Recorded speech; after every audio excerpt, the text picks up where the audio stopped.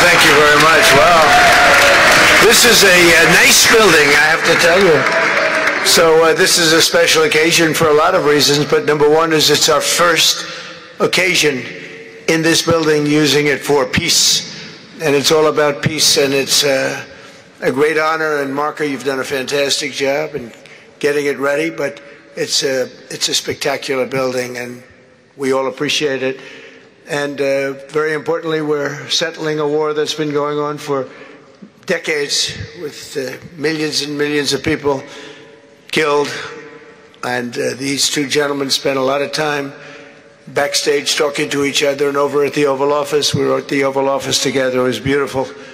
And I think it's just a very important day. And we have other leaders from other countries, and you said such beautiful things. I'd love to have you come up. We'll finish up, and then I'd love to have you come up, and if you can issue the words that you just issued backstage.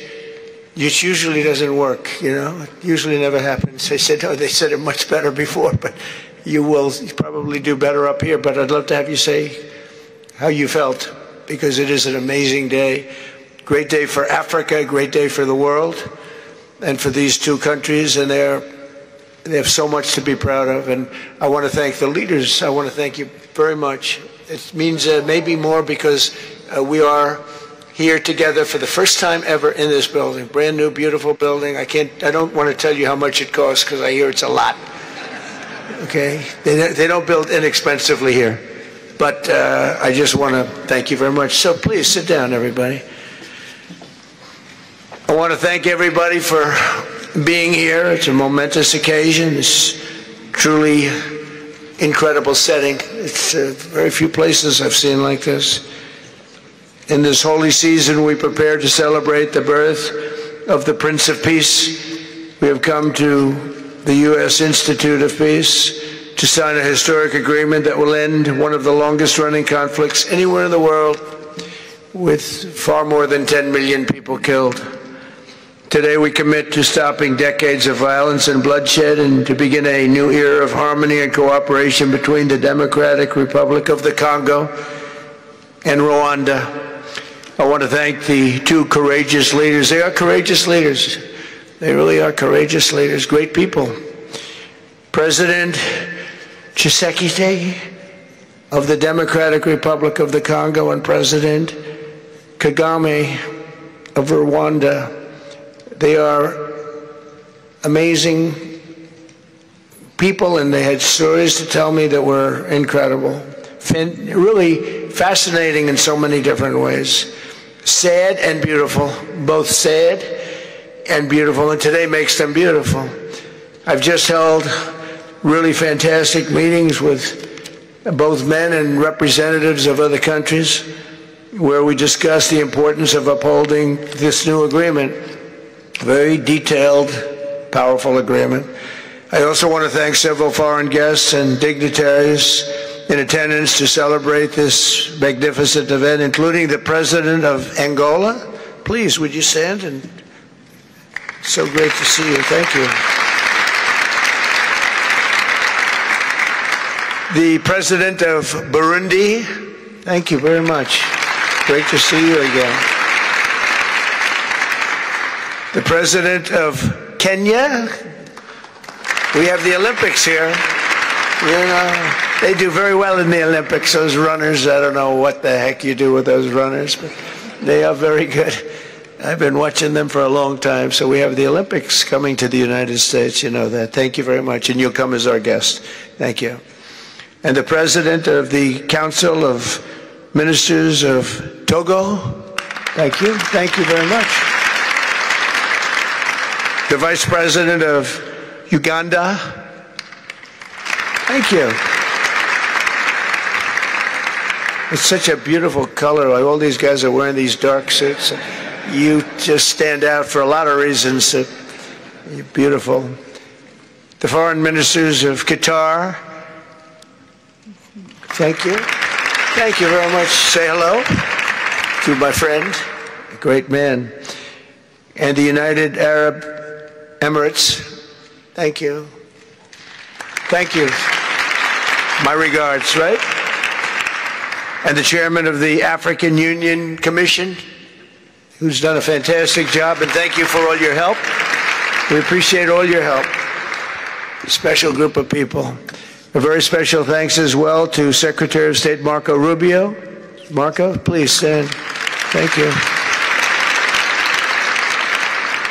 And thank you for putting a certain name in that building. I said, boy, that is beautiful. That blew up last night.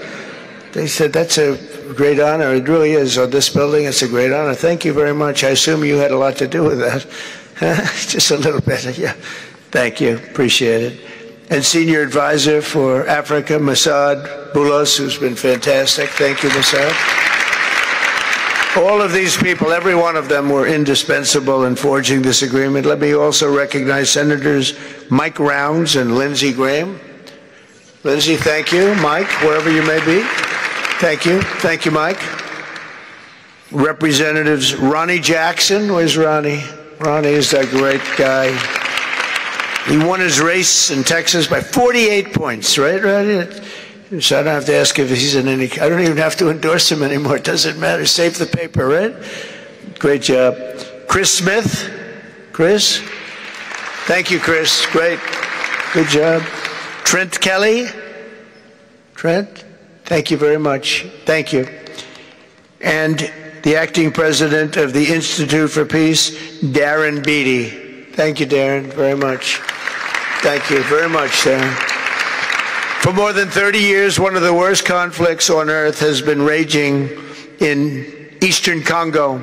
Millions and millions of people have been tragically killed, went on forever, and countless more have been displaced from their homes. Families have been destroyed. It's been a disaster. Many administrations have tried, but probably not too hard, knowing who preceded me. But they tried. It says they've tried. But we tried harder to end this conflict. But they've accomplished, obviously, they accomplished very little because the killing went on at levels that just got worse and worse. And today we're succeeding where so many others have failed. And this has become the 8th war that we've ended in less than 1 year. Such an exciting thing to do. This has been a really, because we're talking about 30 years of fighting, 30 years, much more than 10 million lives. Last June, thanks to the efforts of Secretary Rubio and Mr. Boulos, Rwanda and the DRC reached a landmark agreement to move toward peace. They started the process. I met with some of their great representatives who are here also. And we started a great process. The compact we're signing today, which will be known as the Washington Accords, everybody sort of liked that name, formalizes the terms agreed to in June, including a permanent ceasefire, the disarmament of non-state forces, provisions for refugees to return to their homes, and justice and accountability for those who have committed illegal atrocities. Very importantly, this agreement also creates a new framework for economic prosperity. There's tremendous wealth in that beautiful earth. It's beautiful earth. But it was stained badly with blood, tremendous amounts of blood. But in the region that will support a lasting peace, and the Democratic Republic of the Congo and Rwanda have agreed to more closely integrate their economies with each other rather than fighting. And they'll be doing that. And these two gentlemen are very smart, and I think they liked each other a lot. I spent time with them. I think they liked some people may be surprised. I really do. I think they've spent a lot of time killing each other, and now they're going to spend a lot of time hugging, holding hands, and taking advantage of the United States of America economically like every other country does. So they're going to do very well. But they do have some very valuable things. They're going to have a lot of money and a lot of success, and I think they're going to get along really well, so I hope so. Thank you very much. Look at them. Look at the way they love each other. Thank you. So I have a lot of confidence in both leaders. We'll keep these commitments. I know they're going to keep them and follow through on the agreement and create a much brighter future for the people of their countries. And they're heroes within their countries because of today. And this is a big story. And So much is being written and said. All of the newscasts have it at the top of the list. And they are heroes, and we want to keep it that way. Today, the United States is also signing our own bilateral agreements with the Congo and Rwanda that will unlock new opportunities for the United States to access critical minerals and provide economic benefits for everybody. And we'll be involved with sending some of our biggest and greatest companies over to the two countries. And we're going to take out some of the rare earth and take out some of the assets and pay, and everybody's going to make a lot of money. These are just two of the many new agreements related to mineral supplies that my administration has achieved this year, including with Australia, Japan, Kazakhstan, Malaysia, South Korea, and many other countries. With all of these agreements, we're forging new economic security partnerships that protect the interests of America and our friends and partners, and a core feature of my administration's national security strategy, a big part of which is the tariffs. We're taking in trillions of dollars in tariffs. Nobody's ever seen anything like it, and it's given us really great national security. We'll be paying down debt. We'll be making distributions to people. And we're really doing a job. It's amazing. I was with a gentleman, the future king of Saudi Arabia, and you've heard me say this a couple of times, but 2 months ago when I was over there, he said, and actually Qatar is represented today, and UAE is represented, and your leader said the exact same thing, different words, but the exact same thing, that 1 year ago, they thought our country was dead, and now our country is the hottest country anywhere in the world. We're the hottest country anywhere in the world. Nobody's ever seen anything like it. We have over $18 trillion, that's just in 10 months, pledged or being invested or pledged to be invested in the United States. Think of that, 18 trillion. The highest amount we've ever had is 1.5. Under the Biden administration, they did much less than 1 in 4 years. Think of that. So they did less than 1 trillion in 4 years. We have 18 trillion in 10 months. It's going to be much more than that, too. No other country in history has ever been close, no matter what country you pick. So I want to thank you again, everybody, for your great vision. And I want to thank the people, especially the people that we named. Some of the others that unfortunately we didn't name, we just couldn't do that. But for your vision and for your courage, because it's made it possible to begin healing old wounds and transcending past differences and creating a future where every child of God can live in dignity, prosperity, and peace. And these are two very good men, and they're two potentially very strong countries. I'd like to now invite President Kagame to come up and say a few words. It's Rwanda. And then, if I may, President of DRC, who really is doing a great job. These are two men that are doing a great job. And again, they are so respected because of what they're doing today and the mission that they've really, I think, accomplished. And we'll see how it all works out, but I think it's going to work out really great. They want to get on to other ways of living for their people, and they're great leaders. Thank you very much. Please, Mr. President. Thank you. Thank you very much.